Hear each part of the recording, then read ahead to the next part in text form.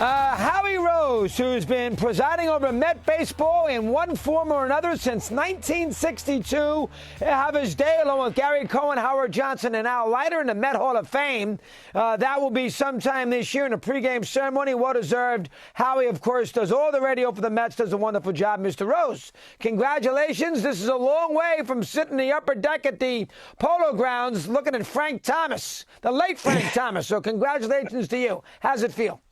It's surreal, Christopher. Good to be with you as always, my friend. And, I constantly think back to really 1962, but more to the point 1969, whenever I reflect on some special moments that I've had the opportunity to be a part of on the air, because that 1969 Mets team meant so much to me. And to be part of that lineage from the broadcasting standpoint all the way to today in the Hall of Fame is almost beyond my ability to describe.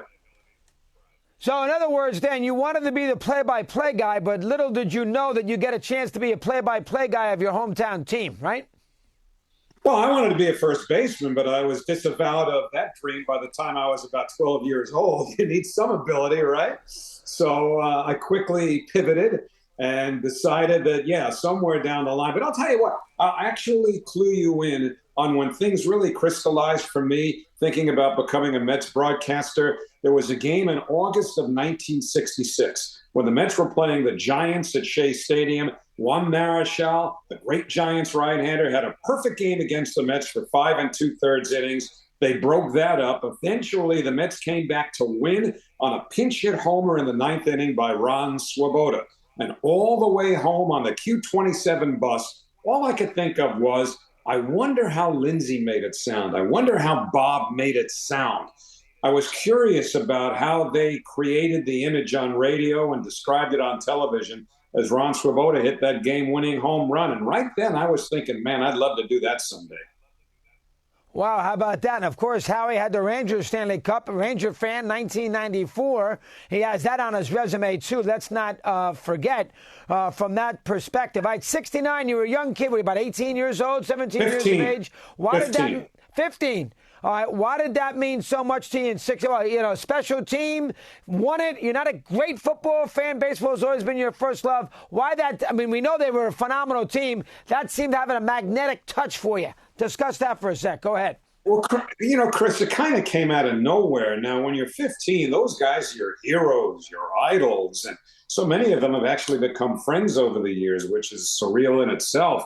But, what they taught me, what that team proved to me was that there was nothing beyond your reach if you're willing to work hard enough for it and if you believe in yourself. That's the everlasting legacy of the 1969 Mets. And I would submit to you that I might not be doing this interview as a Mets broadcaster, never mind now Mets Hall of Famer, if the 1969 Mets did not give me and infuse in me that ability to believe that anything was possible and to think back and understand what that team meant to me and just connect the dots to where we are today is ridiculous when you think about it.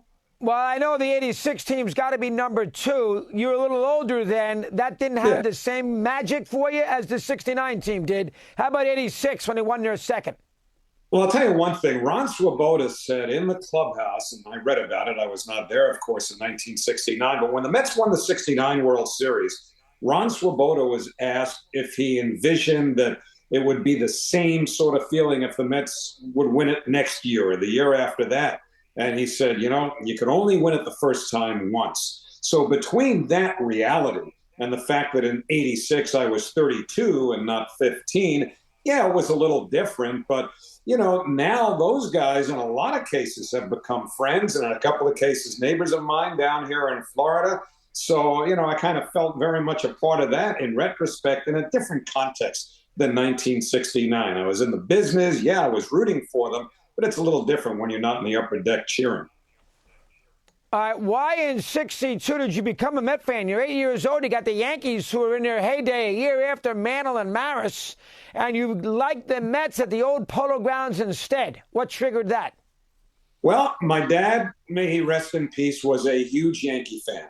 And he introduced me to baseball in 1961. Imagine being at Yankee Stadium 10, 15 times in 1961, watching Roger Maris and Mickey Mantle in that epic home run battle. Well, you know, what happened was that next winter they put the Mets together as an expansion team. And being as narcissistic as most 7 or 8 year olds are, I thought that team was created just for me because I was a new baseball fan. So it wasn't so much a case of rebelling against my dad. That would come later. But clearly from 1962, I adopted the Mets literally from day one. 64, first game at Shea. Were you there? Well, I was supposed to be, except I had the stinking measles. And I didn't go. My dad had tickets. He took my uncle and my cousin, and I'm watching the thing on TV. Devastating. So that's your first game at the Polo Grounds was against who and when? 62. Want to hear something wild? Yeah, I'll tell you something real wild, real quickly. It was July 6th, 1962. You've known me forever. You know I'm a huge Beatles fan. Did you know that July 6th of 1956 or 7 was the same date that John Lennon met Paul McCartney? So a few years later, July 6th, I'm at my first Mets game. That's nothing. July 6th of 1986 is when I met my wife, Barbara. So that date has pretty significant, it's got a lot of history behind it and is very significant to me. And that first game at the Polo Grounds, Gil Hodges hit his last home run, as it would turn out. Rod Kniehl hit the Mets' first grand slam that night. So it was a memorable game in early Mets history, too. It sure was. Did you go to the Beatles at Shea in 65 if you're a huge Beatles fan? Just a little too young. You know, I was, they played Shea in 65 and 66. But I'll tell you what, the first time I emceed something for the Mets where they put the podium at second base, all I could think about was the Beatles.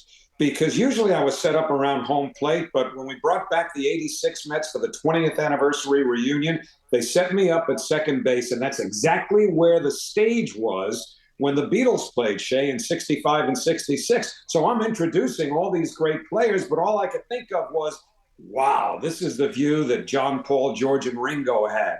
I had everything I could do to not break into Babies in Black or I'm Down, which were the two best numbers from that 65 concert, by the way. Howie, I could talk to you all day. You're a wonderful historian. Congratulations, you and Gary. Overjoyed for you. Good job. Well done. Keep in touch. Thanks for a few minutes here. Thanks, buddy. I appreciate it.